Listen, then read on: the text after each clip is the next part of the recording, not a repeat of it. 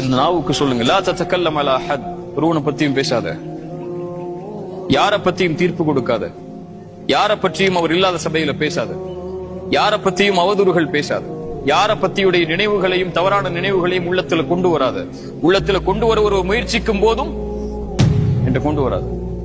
அவருக்கும் அல்லாவுக்கும் உள்ளது. அறிவுரை செய்யணுமா, தனிப்பட்ட முறையில் அழைச்சு அறிவுரை செஞ்சு கொள். தவற திருத்துறதுக்கு வழியை கொடு. அவர் இடத்துல கண்ணியமா நடந்து கொள் என்று அவனுடைய மானத்தை திருப்பி விடுவாரோ அல்லாஹ் அவருடைய முகத்தின் நரகத்திலிருந்து 70 ஆண்டுகள் திருப்புறான். அத நம்மளுடைய நாவுக்கும் உள்ளத்துக்கும் சொல்லிக் கொடுக்கணும். அறிவுரைகளை மக்கள் முன்னாடி சொல்லாதீங்க. ஒருவருக்கு நீங்க அறிவுரை சொல்லணும்னா, தனிப்பட்ட ஒரு நபரை கை காட்டி அறிவுரை சொல்லணும்னா, ரசூலுல்லாஹி ஸல்லல்லாஹு அலைஹி வஸல்லம் என்னைக்கும் மக்கள் முன்னாடி அவருடைய பெயரை பயன்படுத்தி ரசூலுல்லாஹ் அறிவுரை சொல்லல. இப்படிப்பட்ட மக்கள் உங்கள் மத்தியில் இருக்கிறாங்கன்னு ரசூலுல்லாஹ் சொல்லுவாங்க. யாருடைய பெயரை பயன்படுத்தியும், முனாஃபிக்குகளுடைய பெயரை பயன்படுத்தி கூட ரசூலுல்லாஹி ஸல்லல்லாஹு அலைஹி வஸல்லம் அறிவுரை சொல்லல. வழிகேட்டில் இருக்கக்கூடிய ஒரு மனிதனை பத்தி பேசுறது வேற, மார்க்க விஷயங்களுக்கா, மார்க்க வழிகாட்டலுக்கா. அவர் வழிகேட்டில் இருக்கிறத அவர்கிட்ட இருந்து மார்க்கம் படிக்காதீங்கன்னு சொல்றால அது வேற. ஆனா தவற சுட்டி காட்டும் போது இந்த மாதிரி இந்த கப்பல் வந்து இப்படி செய்யறாங்க, இது மார்க்கத்துக்கு முரணானதுன்னு சொல்றது மார்க்கம் அனுமதிக்காது. மக்கள் மத்தியில பொது தளத்துல வந்து அந்த அறிவுரையை அவங்க இடத்துல நீங்க தனிப்பட்ட முறையில தான் சொல்லணும். நான் சொல்லி பார்த்துட்டேன் கேட்கல, அவங்க திமிரா பேசுறாங்கன்னா அது உங்க வேலை இல்ல. அவங்க கேட்கணுங்கிறது அது உங்க கையில இல்ல.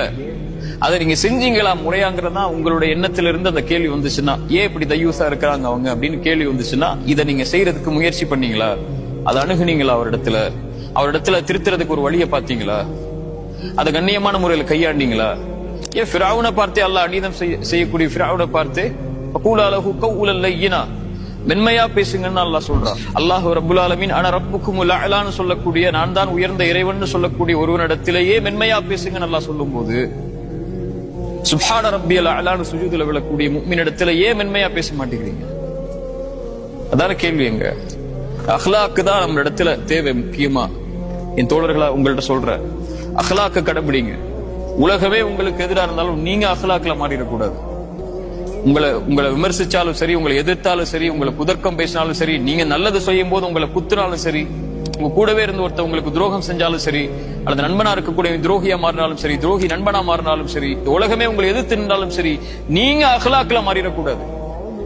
யூதன் வந்து ரசூலுல்லாஹ்வுடைய சட்டையை பிடிச்ச போது உமர் ரசூலுல்லாஹி ஸல்லல்லாஹு அலைஹி வஸல்லம் தடுத்தாங்க. அவர்கிட்ட சொன்னாங்க, உமரே உன்னிடத்திலிருந்து நான் இதை எதிர்பார்க்கலன்னாங்க. அந்த யூதன் இஸ்லாமை ஏற்றதற்குரிய காரணம், அவரிடத்துல எவ்வளவு அநீதமான முறையில் நடந்தாலும் அவர் நீதியோட நடப்பாருங்கிற குணத்தை நான் பார்க்கணும்னு ஆசைப்பட்ட, அதை பார்த்துட்டு இஸ்லாத்துக்கு வரனாரு.